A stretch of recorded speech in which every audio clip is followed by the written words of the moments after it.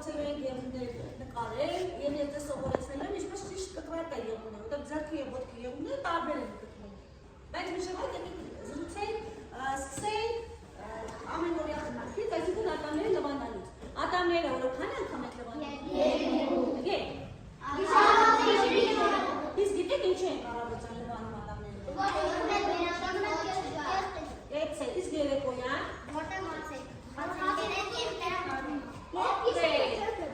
երեկոյան չես լվանում։ Իսկ ինչ չես լվանում։ Ես վարկացում Okay, հատկապես սպորտով են զբաղվում, այդ երեխաները պետք է ամեն օր երբ որ գնալու ինչ անում։ Բավոք չի գնում, բայց ինքը սպորտային է։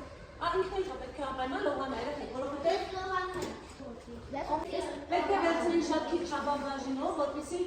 հոգու շատ շվի։ Եթե շատ ձեր մազերը այսպես քրքուր անել, հոգի մաշկը կվնասեք եւ կսկսի թեփոտել։ Սպիտակ այսպես թեփոտել է։ Հատկապես տղաները մազերը իրենց քիչ է, չէ՞, մի փոքր շատ են անում, այդ կոճարը դժվար է շամպունը հեռացնում։ Դրա համար պետք է շատ քիչ շաբաբաժնով ու երկու անգամ շատ չի կարելի լցնել։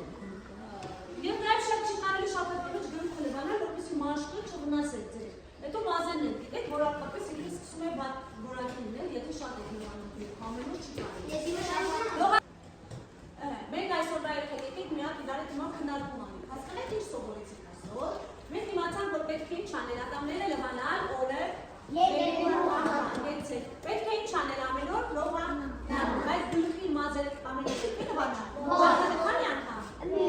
Երկու։ Պետք է լվանալուց հետո ականջներով ինչ անել։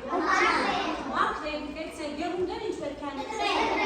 Գերուններ չի կարելի կրծել, հիշեք, որովհետև ինչ կլինի։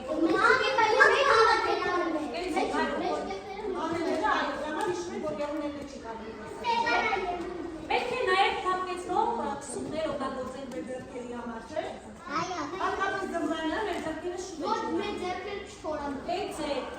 Հետաքրքիր է ձեզ դասը։ Ինչ սովորեցիք, ինչ չգիտեիք, որ իմացաք։ Օրինակ, ինչ չգիտեիք,